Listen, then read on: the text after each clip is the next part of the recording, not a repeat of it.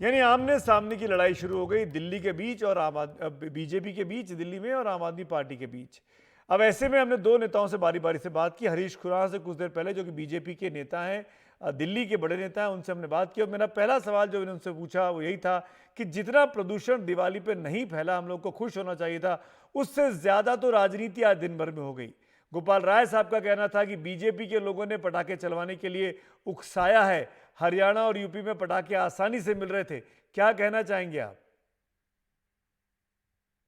सुमित भाई, मेरा मानना है कि आम आदमी पार्टी की सरकार, स्पेशली जो आज गोपाल राय ने बयान दिया, कहीं ना कहीं अपनी जो नाकामी है उसको छुपाने के लिए, उसके पीछे छुपने का उन्होंने एक आज जरिया किया। जिस प्रकार के उनके आज बयान आया और बीजेपी को ब्लेम किया कि हम लोगों ने इसको पटाखों को प्रोत्साहित किया, ये सरासर गलत है। मेरा मानना यह है कि आज से अगर 15-20 दिन पहले की सिचुएशन देखें, तब मेडिकल इमरजेंसी तब भी थी और दिल्ली के अंदर आज हालत आज भी कोई ठीक नहीं है, लेकिन 15 दिन पहले तो 1000 क्रॉस कर गया था। तो कब तब क्या जिस प्रकार के फायर क्रैकर्स की आप बात कर रहे हो, तब भी क्या फायर क्रैकर्स होते थे? क्या पटाखे तब तो नहीं जल रहे थे? तब भी पॉल्यूशन लेवल तो बहुत हद से ज्यादा क्रॉस कर गया था। मेरा मानना यह है कि बहुत सारी नाकामियां इस दिल्ली सरकार की हैं। सबसे बड़ी नाकामी जो है, ये इन्होंने पंजाब की जो पराली है उसको रोकने में ये असफल रहे। यहां तक कि सुप्रीम कोर्ट ने भी इसका जिक्र किया। इसलिए मेरा मानना है, और जब सुप्रीम कोर्ट का डंडा पड़ा सुमित भाई, 2 दिन तक पराली नहीं चली वहां पे। जो रिकॉर्ड्स कहते हैं, आईसीआर का डाटा कहता है 2 दिन में वहां केस सिर्फ गिनती के 50 या 60 आए थे। लेकिन कल जिस प्रकार से 968 केस 1500 में से आए, ये दिखाता है कि पराली फिर जल रही है।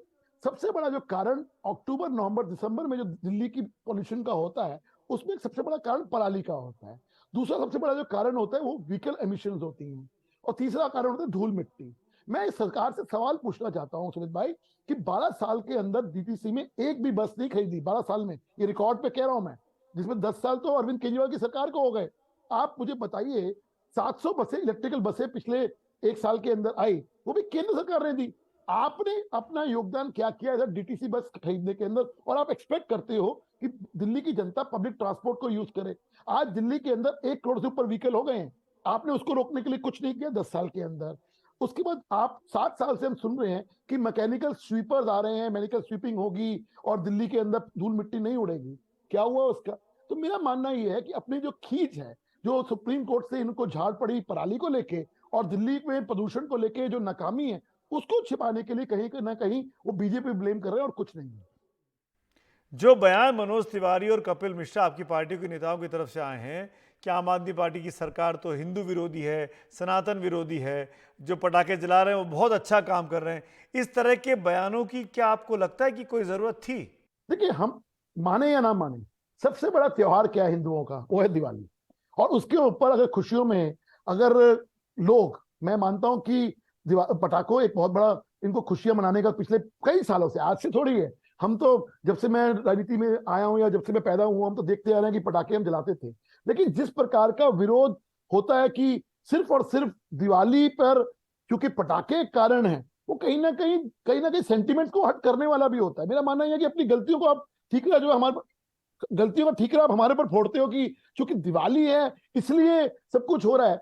मेरा मानना ये ठीक नहीं है, और कहीं ना कहीं इसको रंग देने की कोशिश विपक्षी लोग भी करते हैं। ऐसा नहीं है। आज गोपाल राय का जो भाषण आया, ये गोपाल राय का जो स्टेटमेंट आई, वो क्या दिखाता है कि आप लोग सिर्फ सिर्फ कारण क्या? मुझे एक बात का जवाब दे दीजिए, क्या सिर्फ सिर्फ दिवाली पर पटाखे जलना एक कारण होता है क्या? मुझे एक बात बताइए। तो मेरा मानना है कहीं ना कहीं सेंटिमेंट्स भी जुड़े हैं, और सुप्रीम कोर्ट ने, हालांकि जो वर्डिक्ट आया था उसमें हम सम्मान करते हैं, लेकिन कहीं ना कहीं सेंटिमेंट भी जुड़े हैं लोगों के। और मतलब कहने का मतलब यह है कि पराली और बाकी कारणों की वजह से सिर्फ जी। हिंदू जो लोग हैं वो अपने सेंटिमेंट्स को दबा दें। हालांकि पिछली बार से मुझे लगता है कि 50% कम इस बार पटाखे जले हैं, लेकिन नहीं, ये सुप्रीम कोर्ट का हम आदर करते हैं, नहीं जलने चाहिए थे।